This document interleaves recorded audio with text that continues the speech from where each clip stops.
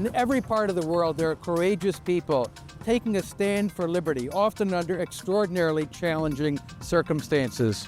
Here on Freedom Worldwide, you'll meet inspiring leaders from around the globe and learn how they're partnering with our team at Atlas Network to strengthen their missions, to achieve crucial wins for individual rights in their countries, and to make the world a freer, more peaceful, and more prosperous place.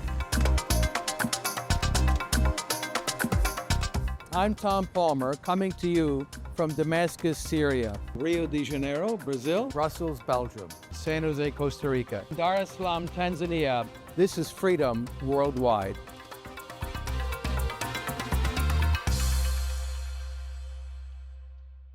Good morning, good afternoon, or good evening, depending on what part of the world you're in right now. I'm Tom Palmer with Atlas Network, and it's my pleasure to welcome you to Freedom Worldwide. Today, I'm with two impressive scholars who are well acquainted with the ideas of the economist Milton Friedman, and who have a wealth of experience in implementing his policy proposals.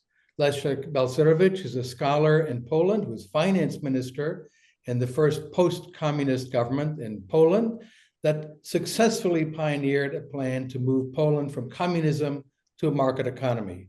And he was later chairman of the National Bank of Poland, deputy prime minister, and now is professor of economics in Warsaw, and founder and chairman of the Civic Development Forum, an Atlas Network partner. Dr. Eamonn Butler is a prolific author of books, many of them, including on the ideas of Milton Friedman. He's also a founder and a current director of the Adam Smith Institute, which is also a partner organization of Atlas Network, and was a pioneer in moving assets from irresponsible state ownership to responsible private ownership, not only in the UK, but in many other countries around the world. So Leszek and Eamonn, in a few words, starting with you, Leszek, how would you characterize the impact of Milton Friedman's scholarship and advocacy, and most notably, his argument for the deep connection between free markets and the enjoyment of freedom in liberal democracies? I think the most direct and powerful impact was on monetary policy, especially in the face of very high inflation. And to put it down, it required sharply slowing down the growth of money via increasing interest rates. This was very important in Poland when we inherited hyperinflation in 1989. On a systemic transformation, I don't think Friedman has dealt with the situation which I inherited in Poland, because we have a socialist, in other words, state-dominated economy, and we were the first country to deal with that. So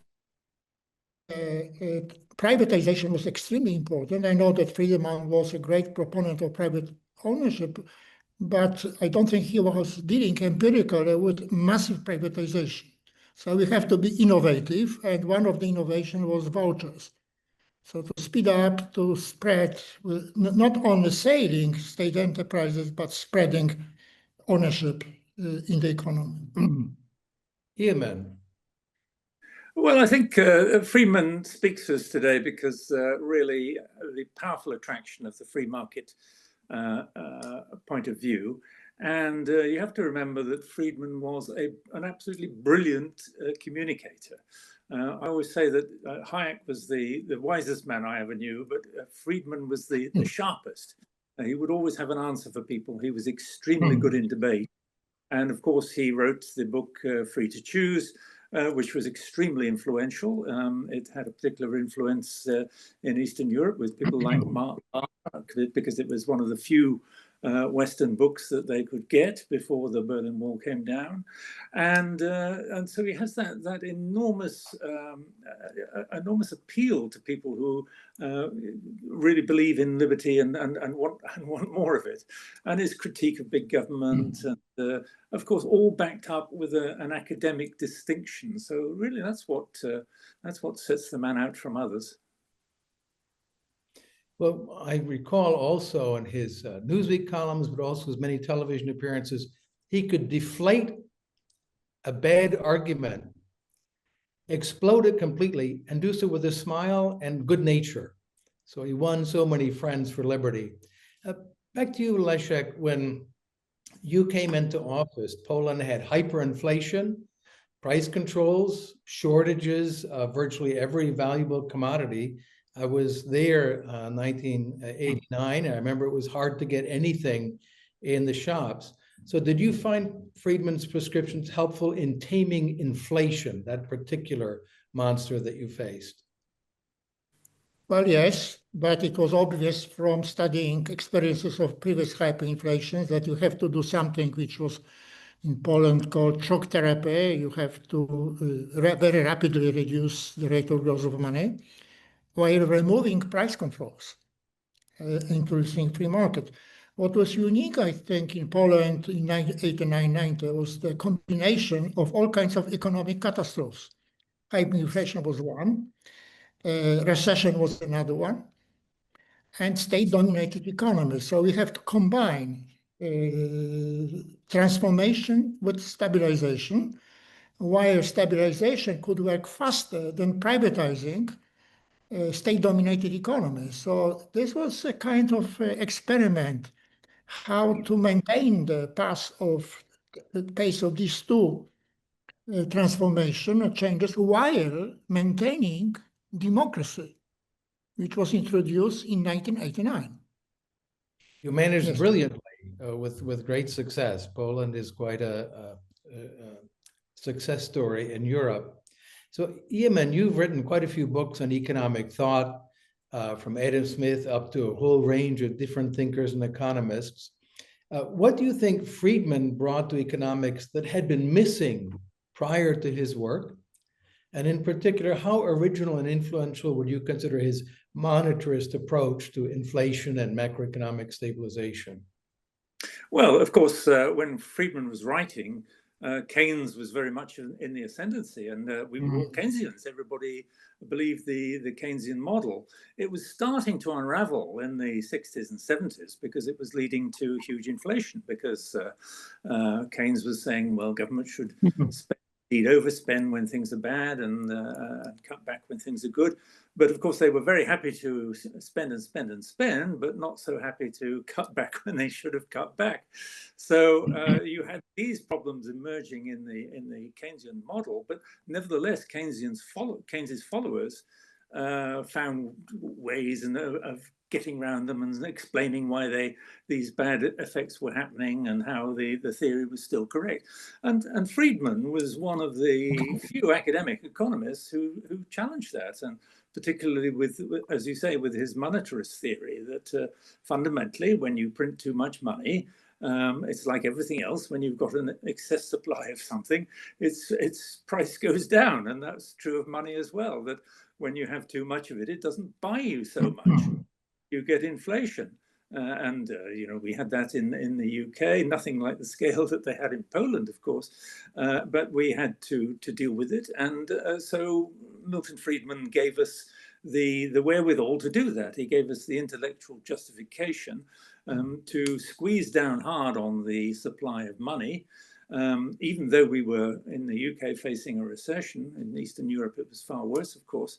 But we had the resolve to do that. Mrs. Thatcher, coming in 1979, had the resolve to do that because we'd read the Friedman's theories, and they seemed to stand up and make a lot of sense.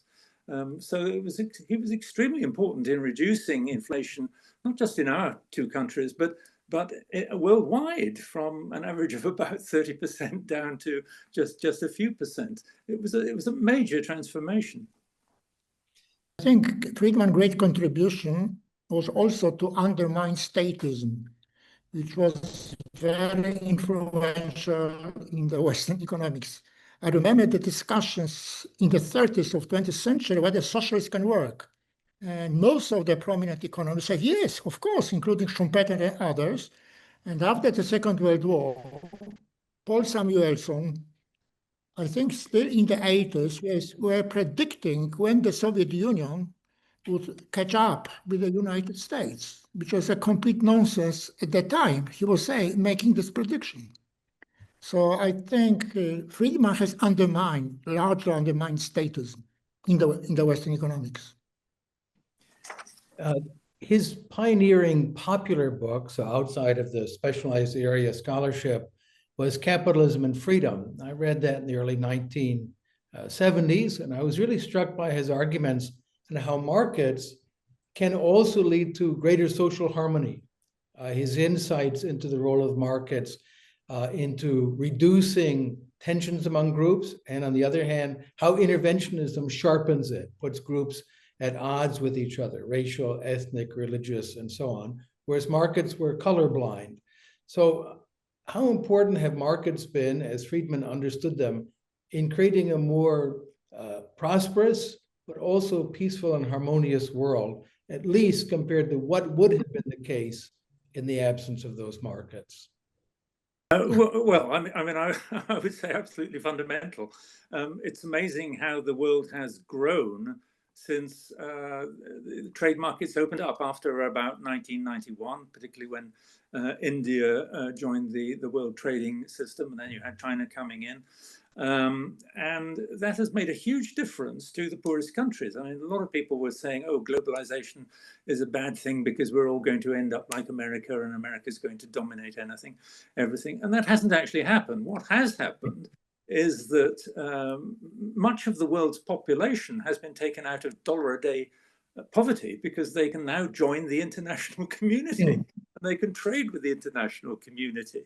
For most of my life, 4/5 of the population of the world has been in abject poverty.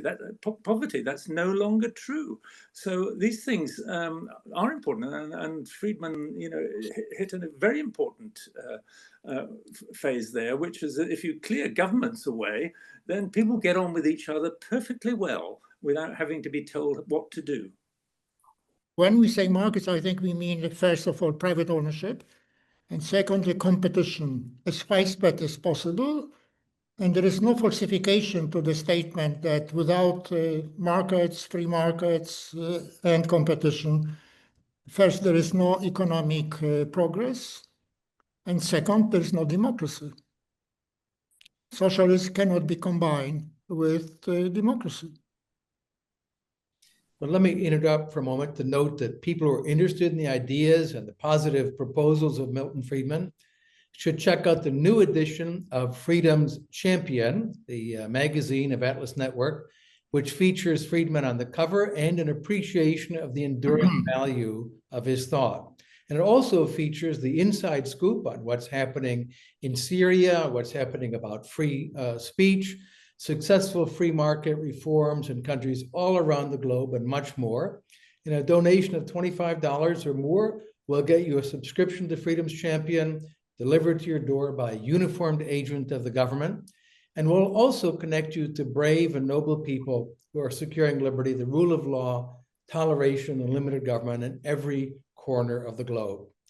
I'd like to switch then to another question that's been in the news a lot, and that's international trade. What do you think Milton Friedman would think of the recent moves by the Trump administration in particular to cut off trade, to put 185% tariffs, then they're on and they're off, then they're back on, then they're off again, and then maybe on again? It seems to be premised on the idea that trade is bad, which is something that Trump has expressed explicitly. Trade is bad. What would Friedman's response have been to that? I think I think his response is absolutely clear, and he wrote about it many times in his Newsweek columns and in his academic works as well, which is that tariffs are a tax on your own people. You are putting up the price of imported goods. Imported goods are what we want. We want imports. Exports is what we have to pay for those imports with. So we actually want to import as much as we can. So when you put a tax on it, that is a tax on your own people. And Friedman also mentioned the argument, which I think Adam Smith had made before, which is that if you are not buying goods from other countries, you make them poorer, so they become much worse customers as far as you're concerned. If Japanese cars going into America, well, Japanese won't be able to buy your lumber and food and other products like that. So, so tariffs are a really bad idea. I think Leszek, what do you think? yes, President Trump is unfortunately trying to reverse a very important trend after the Second World War, a movement towards free trade among nations. And it always sooner or later damages even those countries who initiate this bad tendency, in this case, the United States, if President Trump prevails. Yes, it was Henry George who pointed out that with tariff policies and trade restrictions, we do to ourselves in time of peace what we do to our enemies in time of war. You blockade their ports to harm them. How can it make sense, according to the logic the Trump administration is promoting? Blockading of a foreign country's ports is doing them a favor. You're going to make them better off by cutting off their trade. This is mercantilism. This already happened in the world history, mercantilism, protectionism. Version 2.0, I gather. I read recently, this last week, Friedman's famous 1970 New York Times essay on the social responsibilities of business. And it dealt not with the responsibilities or obligations of owners or shareholders, but very specifically of employees, the people who were hired to run the company. And it was striking to me how many who have attacked it obviously never bothered to read it. What do you think about the thesis that his critics advanced, that the employees of companies, the business executives, should not act in the interest of their employers, subject to ethical and legal constraints, but should attempt instead to engage in social engineering contrary to the interests of the shareholders or the owners? Do you think that argument holds up? Was Friedman's critique valid? Success of private enterprises depends, and it's crucial for the success of the employees. So if private enterprise, the owners and the managers act contrary to what is good for an enterprise, making profit while respecting the rule of law, they damage also the interests of the employees. I am speaking about private firms under competition, not monopolies, of course. Mm-hmm. Yes. Well, yes. I mean, clearly, people should follow the views of the people who employ them. That seems a perfectly natural part of the contract. I think what has happened, certainly it's happened here in the UK, and I suspect it's happened in America as well, is that the companies are really no longer owned by individual shareholders. They're owned by large organizations like pension funds, investment funds, who buy huge numbers of shares, and their interests are actually rather different. So when you get a company that's owned by definable people, you know what is in their interest. They're in business in order to increase their earnings and improve their own lot and that of their families. So clearly employees, the business executives and so on, should be working in their interests. Now, of course, I mean, there's all sorts of things that might improve the value of a business, being nice to the local community and being nice to your employees and being nice to your suppliers, and maybe engaging in all sorts of social activities might increase your reputation and improve your profitability. But it's the bottom line that you ought to be looking at, and I think Friedman was very, very clear on that. And as Leszek will know, we had the same with privatization. When our businesses, most of them were state-owned, there was no consideration for the needs of the owners, which were supposed to be the people. They weren't consulted at all. It was all run for the benefit of the employees. So I think we're over that now, and let's hope that we remain over that. So I'd like to note that I hope we'll have time for some questions and discussion from the audience. So if you people who tuned in, if you'd like to pose a question, please type it in the Q&A box and we'll try to get to them and be able to pose them and discuss them.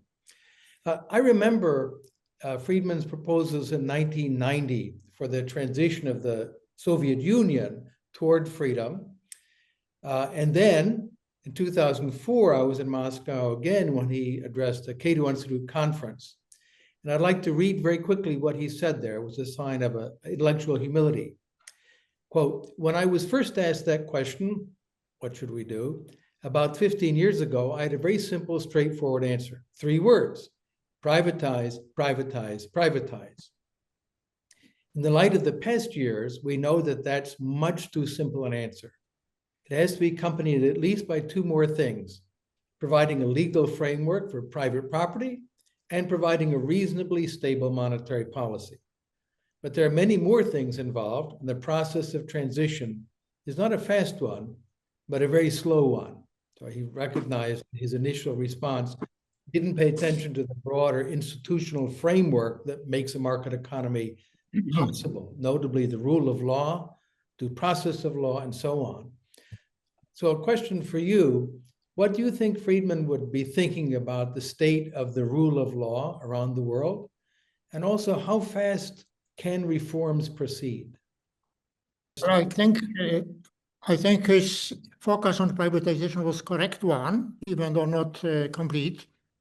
But without privatization, meaning preserving socialism, there would be no economic growth and no democracy. So that was crucial. But I agree that besides, and we did it in Poland, you have to erect or strengthen the rule of law, which means independent courts, judges, and not partisan prosecutors. This was very, very important in order to build the rule of law and democracy. Yes, I think Americans have a tendency to think that institutions like independent courts, rule of law, free elections, that these are somehow natural and normal. And the answer to that is no, you have to create those things, and it can be a long and often very bloody battle to create them. They don't arise perfectly naturally. You've got to consciously do it. And so it's like a fish swimming in water, doesn't even notice the water. So if you said to the fish, "How is the water?" it would say, "What is water?" because it's its natural environment. And so I think Americans of all kinds have difficulty in talking about reforms and revolutions in other countries. So I think that Friedman certainly learned a bit of that over the years. I mean, for example, we had him in London, and we're asking him about how do we privatize the steel industry, and he said, "Well, it's perfectly simple. You just put share certificates in the mail and mail it to everybody." So I said, "Well, firstly, that's going to take 3 weeks to arrive, but secondly, nobody knows what a share certificate is, so you have to explain it to them." So the transition is a very complicated process in practical policy terms, but also to get, as Leszek says, the fundamental institutions right. That's the foundation of it. Yeah, and it turns out those are much harder to do than it seems to many people, because as you point out, they just take it for granted. This is what the world is like. But when you're in a country in which the state is so fundamentally predatory and also inefficient and violent, and people are accustomed to that, you have to change not only the formal institutions on paper, but the norms, the expectations that people have when they approach the state or when the state approaches the people. And that's a very deep transformation. Thinking about Friedman's legacy, there's his work in high-level scholarship and monetary theory and monetary history, but he also has quite a policy legacy as well. And just tick off a few. Introduction of competition to education through school choice, vouchers, charter schools, and so on. Removing harmful disincentives for work by means of what he called the negative income tax. In the United States, it's the earned income tax credit. Other countries have similar systems. Big change in social policy. his calls for legalizing drugs and the changes we've seen in marijuana laws around the world, elimination of cartel-created licensing and replacement by competitive certification, freely floating exchange rates, which we now take for granted, and freedom of trade, which is under threat. So if you were to look at his whole policy legacy, how much progress do you think has been made on those issues since he proposed them more than 6 decades ago? So I'll start with you, Leszek. Well, I cannot comment on the world experience. I will focus on Poland, and we have a school choice in Poland. So children are not tied to a given school. We have, thanks to this, a competition in education. To some extent, we have a choice in a socialized health service. So I think this important Friedman's ideas have been implemented in my country. Mm-hmm. Yes, I mean, I think that around the world you see people introducing flat taxes, you see people transforming their state social security pension system into private investments. You see people conscious about the money supply and about inflation and realizing the inflation does. You see people arguing that taxes should be lower, all of these things. I think that Friedman has been absolutely transformational for the world. There are so many people in so many countries who owe their freedom and their free economy to Milton Friedman without even realizing it. And that's the remarkable thing. He wanted to be remembered for his academic work, but actually, I think he's going to be remembered for bringing freedom and the free economy to the whole world. It is my great achievement to be influential in policies, in public. I should add also his role in eliminating military conscription in the United States and promoting a professional army that's paid properly and compensated and not treated as disposable units as had been the case before.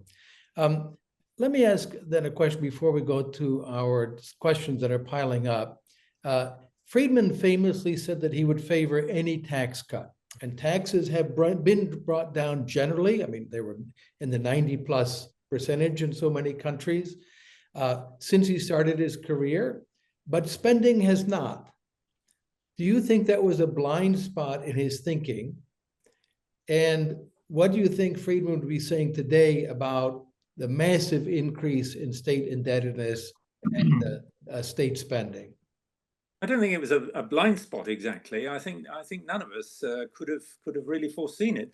There was a time when politicians realized that, well, if they can't raise taxes, they could borrow money and they could pass the bill on to the next generation.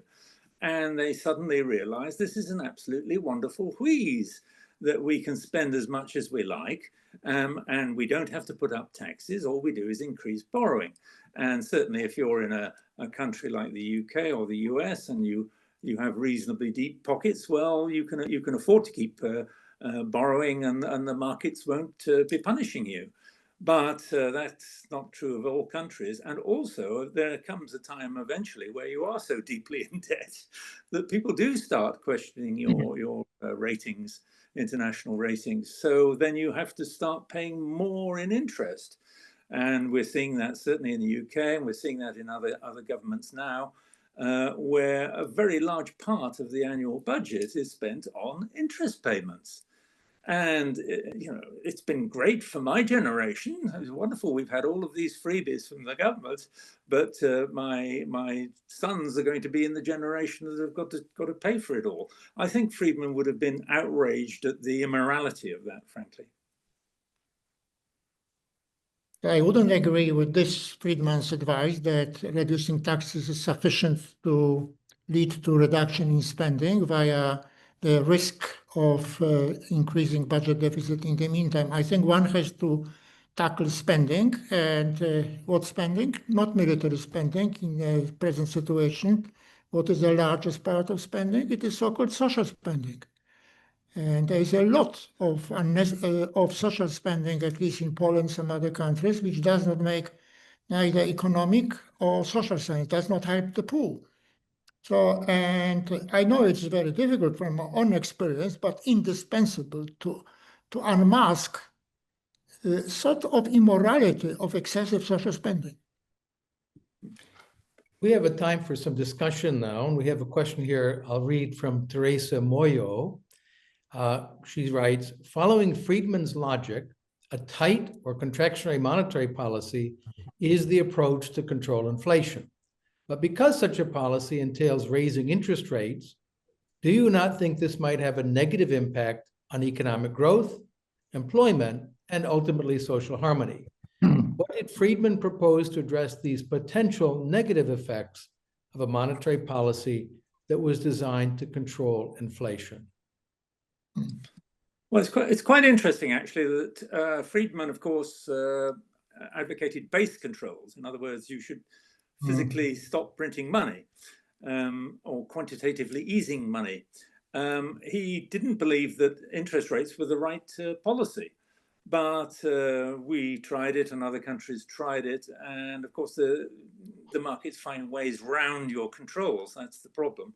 And therefore, interest rates, for all their faults, became the default way of managing the money supply. What we have found is that, yes, of course, I mean, you would think that higher interest rates would choke off growth and enterprise. Exactly the opposite is true, because you cannot work with inflation, because in inflation, you don't know where you are. Prices alternate every day, but in inflation, they're all going up. So you don't know which ones are really going up and which ones are really going down. So it's very damaging in terms of investment, as Hayek, of course, said. And once you squeeze out the inflation, then you've got a solid foundation on which people can run their businesses. And that longer term prospect is the important one. Well, I agree. I think if you inherit high inflation, you have a choice between a hopeless strategy, which means to continue monetary expansion, and it leads to a catastrophe sooner or later, or something which is initially painful but necessary to remove this inherited evil, which is very high inflation. So people who focus on the risks of combating inflation that do not compare these risks or pain with the pain which is associated to the continued high inflation. It's also worth mentioning that lower interest rates tends to be harmful to net savers. And that has another distributive impact that people don't pay attention to, that if you're a net saver, a retiree, someone who saved up your whole life, that's what you live from. And people who demand lower interest rates are calling on lowering their income. So that's something that is almost never discussed in this context. Lee Benham poses a question. He says, what has been the most effective argument used against Friedman's program historically? Why the slow pickup in India or Argentina or examples of backsliding? Oh. Well, I don't know that I can answer that. What's been the most effective argument? The only argument that's had effect, you know, is the fact that Friedman visited General Pinochet in Chile and advised him on how to run the economy, and then went away again. And lots of other Friedman's acolytes did that. And of course, that has led to him being portrayed as being, oh, he supported a dictator. Absolute nonsense, of course. I mean, he had no support for that. He was only advising on how to run your economy, which is a completely different thing. So it was fleeting anyway. He advised President Nixon and fell out with him because he did the wrong things. And the Communist Party of China. Yes, indeed. So I don't think there's been any really effective arguments against him, quite frankly. I think that the problem of the slow take-up of free market ideas is really just the entrenched way of doing things, that we've been told that we have to do things in a kind of status way for at least 100 years and more. And we've rather got used to that, and our institutions have adapted to that. And so it's actually very difficult to change those that culture and to change those institutions when so many people depend on them. We've got so many civil servants, for example, so many government employees who depend on the status quo. They're not going to vote for a free market economy. We have a couple of questions here that deal with developing countries. It's Friedman warned people in poor countries, don't look to what rich countries are doing, because rich countries can afford bad policies. Look to what they did when they went from being poor to becoming wealthy. That's the period where the lessons are. Well, I think it's a very sensible advice. When you look at 19th century and successful countries, including Britain, there was a lot of economic freedom and competition, external trade. And in 20th century, we have increased protectionist tendencies for time and increases in social spending, taxes, etc. So it's certainly true that it's better to look at now rich countries when they're growing to get rich. I think that Friedman resonates with poorer countries, because in poorer countries there's very much, perhaps more so than in rich countries with their welfare systems and so on, there's a universal appeal of freedom that many of them live under authoritarian regimes, and they try to find ways around it, and they don't like it. They know that they could do things better for themselves than they're being told to do it by the authorities. And I think also they like the idea of growth, that, hey, you know, if we get rid of all of this state intervention and we just let people do their own thing, we can have more economic growth through market economics. I mean, that's certainly happened in Eastern Europe. I think also, Friedman was quite adaptable in his policies, things like the school vouchers and so on. So you can adapt that to the local conditions. And I think above all, I think what resonates with Friedman in poorer countries is his moral and intellectual clarity, that he just tells it like it is. And that, I think, is very refreshing coming from politicians. We have a question from Daniel Hadzovic from Bosnia-Herzegovina. And he says, in Bosnia and Herzegovina, we ended up with neither socialism nor genuine capitalism, but rather a hybrid system of political patronage and selective privatization. We still have an oversized public sector where the largest private companies remain under political control. What do you think Milton Friedman would recommend for societies like ours, where economic freedom is constrained by entrenched elites determined to preserve such a system? And may I add one quick point? Our friends in Syria are dealing with this. The so-called privatization of years ago meant state firms were given to members of the Assad family. And that was then called privatization. It was somehow better than being under the government ministries, but still is a highly political and predatory economic system. So how do you get out of those kinds of systems where there's private firms, but they're all owned by cronies of the people with power? Well, Leszek, of course, has much more experience of this than I do. I mean, certainly in Eastern Europe, so many of the big companies were run by friends of the president or whoever it was. And it's very, very difficult to change that unless you get to an absolute crisis, and then you've got to change it. I think it's very difficult. I think you've probably got to show people, including those in power, the benefits of a free market economy. I know, I have friends in Lebanon who've advocated this with some of the warlords. The warlords were basically running the electricity companies, and my friends were explaining to them, actually, you'd be a lot better off, and your friends would be a lot better off, and your country would be a lot better off if you broke that up and had more private enterprise initiatives coming along. So I think you have to be mindful of the attitudes and the the self-interests of those in power, and do what you can to use that to get the policy going in what we know is the right direction that's actually going to benefit everybody in the long run.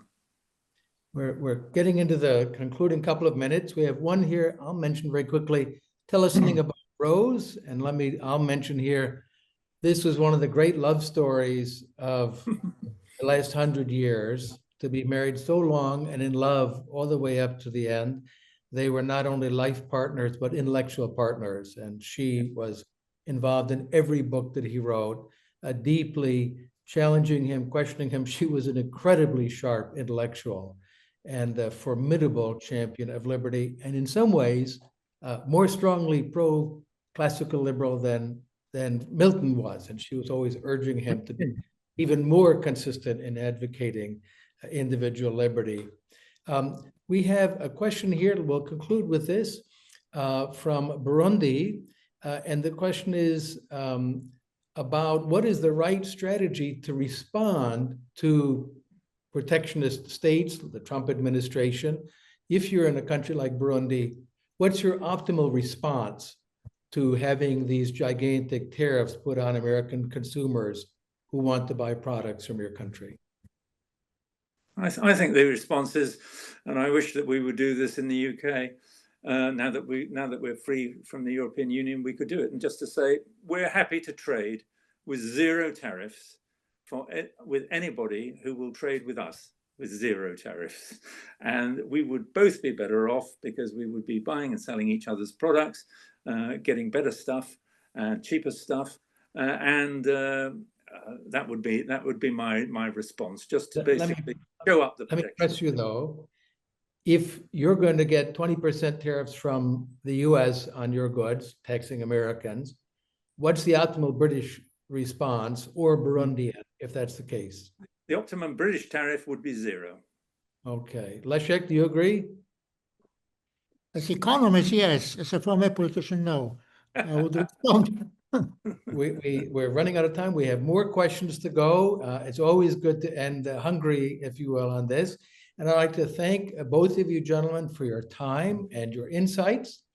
Both of our distinguished experts have spoken at Atlas Network's Liberty Forum and Freedom Dinner, which is an annual gathering that brings together amazing people from all over the worldwide freedom movement. And it's a truly inspiring part of the Atlas Network experience to see all of the impactful work that's being done by pro-freedom groups from every part of the globe, and to meet people in the struggle for liberty that you wouldn't meet anywhere else. We'd love you to be among the freedom champions joining us for Liberty Forum and Freedom Dinner this year in New York on November 12 and 13 at the Sheraton Times Square. And discounted early bird registration is open until June 30. I hope you'll join us. And until the next edition of Freedom Worldwide, stay free. Thanks so much. Thank you.